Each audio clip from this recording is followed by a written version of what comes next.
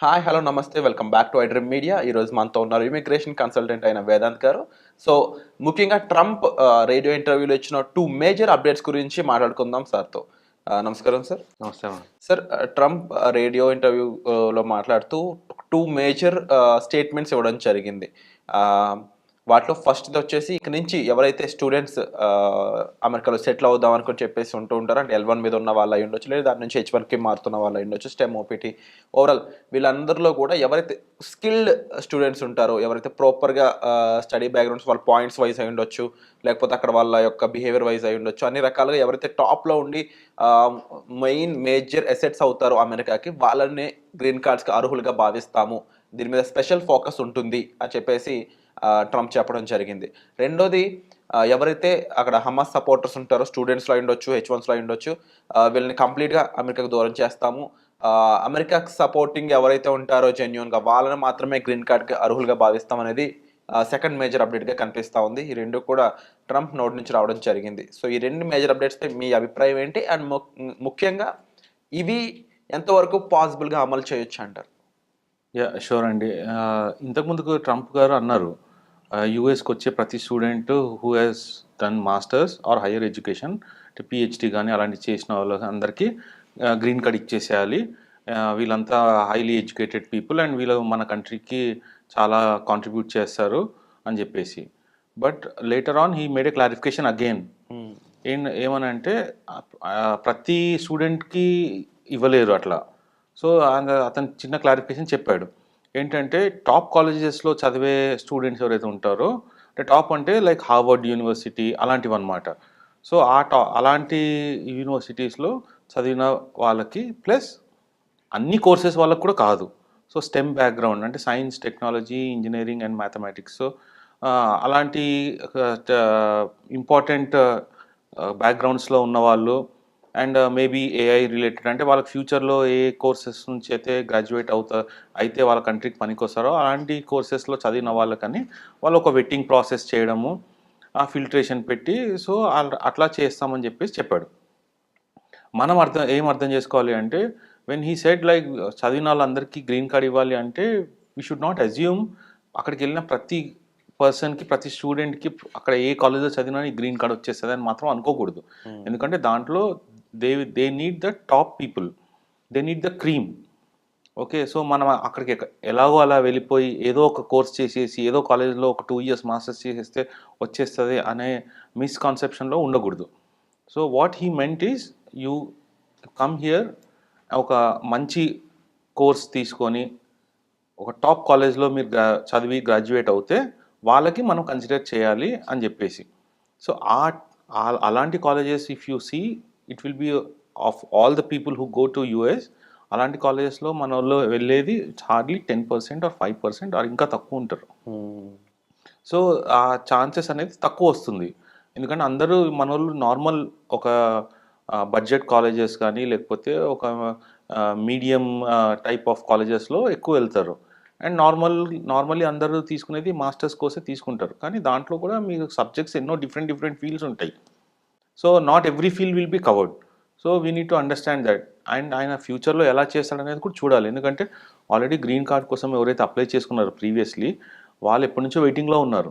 So, first వాళ్ళ backlogs clear చేయాలి. వాళ్ళకి ఫస్ట్ ఇవ్వాల్సిన వాళ్ళకి ఎవరైతే 10 ఇయర్స్, 15 ఇయర్స్ వెయిటింగ్‌లో ఉన్నారో వాళ్ళకిచ్చిన తర్వాత దెన్ ద న్యూ కమర్స్ వీళ్ళు ఎవరైతే ఫర్దర్‌గా ఇప్పటి నుంచి మాస్టర్స్ పైన గానీ, పీహెచ్‌డీ గానీ చేస్తే ఇస్తాము అనేదానికి these will be the new people. New applicants. So, first అయితే పాత వాళ్ళని క్లియర్ చేసిన తర్వాత then this concept will come into effect. So, maybe he will think about this. ఎందుకంటే he has repeatedly said I want quality people అని.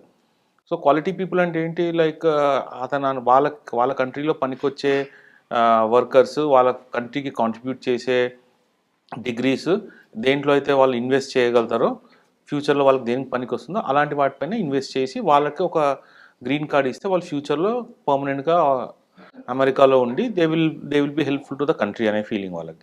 ఇలా చూసుకున్నట్లయితే మీరు చెప్పినట్లు చిన్న చిన్న కాలేజెస్ అనేవి వీళ్ళు ఎక్కువ మేజర్‌గా హెచ్-1కి అంటే సెలెక్ట్ అవ్వడం గాని, లేకపోతే అక్కడ గ్రీన్ కార్డ్ సంపాదించడం గాని ఎంతవరకు పాసిబుల్ ఉంటుందంటారు?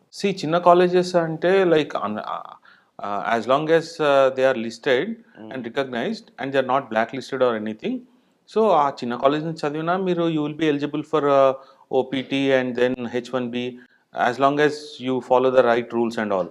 సో దానికి ప్రాబ్లం ఏమి ఉండదు. కానీ గ్రీన్ కార్డు ఆటోమేటిక్గా ఈ జస్ట్ మీరు గ్రాడ్యుయేట్ అవుతే ఆర్ పిహెచ్డి చేస్తే అనేది అది ఐ డోంట్ థింక్ అది అన్ని కాలేజెస్కి వర్తిస్తుంది, అన్ని యూనివర్సిటీస్కి వర్తిస్తుందని. సో ఆ ప్రకారంగా చూసుకుంటే you can do a course, మీరు చదువుకోవచ్చు నార్మల్ కాలేజెస్లో. అంటే హయ్యెస్ట్ ఉన్న యూనివర్సిటీలో మేబీ చాలా మందికి అడ్మిషనే దొరకదు. మనం చదువుకోవాలనుకున్నా కానీ అక్కడ entry itself is very hard. So you have to go for other universities which are available.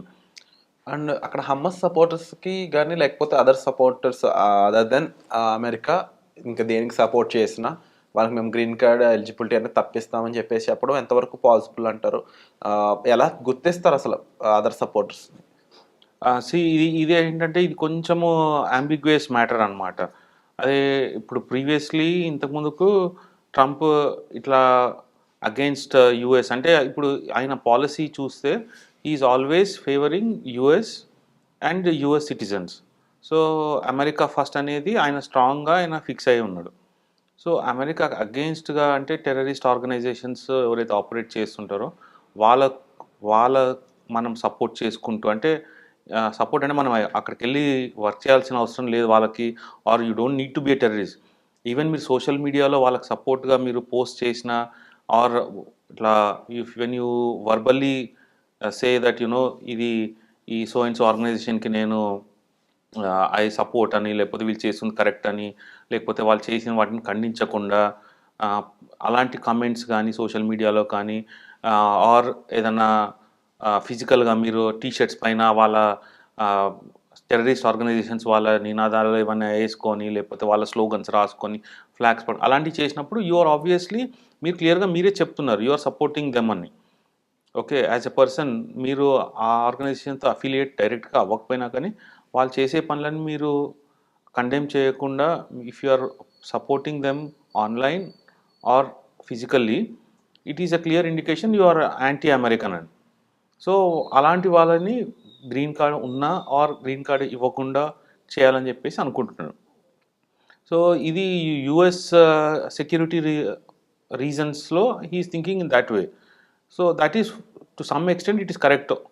కానీ మీరు పర్టికులర్ ఆర్గనైజేషన్స్ ఏవైతే ఆల్రెడీ డిక్లేర్ చేసి ఉంటారో ఇవి టెర్రరిస్ట్ ఆర్గనైజేషన్స్ అని all over the world declare అయి ఉంటాయో అలాంటి వాటితో ప్రాబ్లం ఏమి ఉండదు. That nobody should you know be associated with those kind of organisations, దాంట్లో డౌటే లేదు.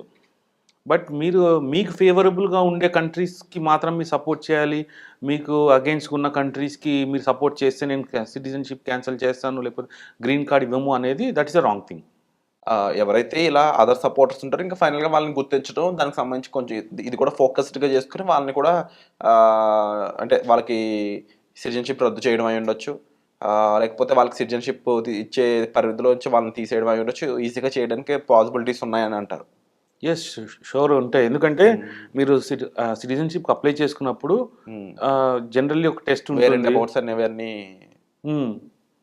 సో తప్పకుండా ఈ మేజర్ 2 అప్డేట్స్ కూడా మన ఆడియన్స్ చాలా యూజ్ అవుతాయండి. అండ్ మీకు మరింత గైడెన్స్ అండ్ అవేర్నెస్ కావాలి, మీకు సంబంధించిన ఫ్యామిలీ మెంబర్స్లో ఉన్న వాళ్ళు అమెరికాలో ఉండొచ్చు, L1 స్టూడెంట్స్గా లేకపోతే H1స్గా, అయితే వాళ్ళకి మరింత గైడెన్స్ కావాలి, సపోర్ట్ కావాలి, అక్కడ ఎంబసీ నుంచి అయి ఉండొచ్చు అనుకున్నప్పుడు మీరు డిస్ప్లే అవుతున్న నెంబర్స్ కాల్ చేసి వేదాంత్ గారితో పర్సనల్ సపోర్ట్ అని తీసుకోవచ్చండి. మీకు ఏ డౌట్ ఉన్నా సరే కామెంట్ సెక్షన్లో కూడా మెన్షన్ చేయండి. వచ్చే ఎపిసోడ్లో మళ్ళీ కలుద్దాం. Thank you so much.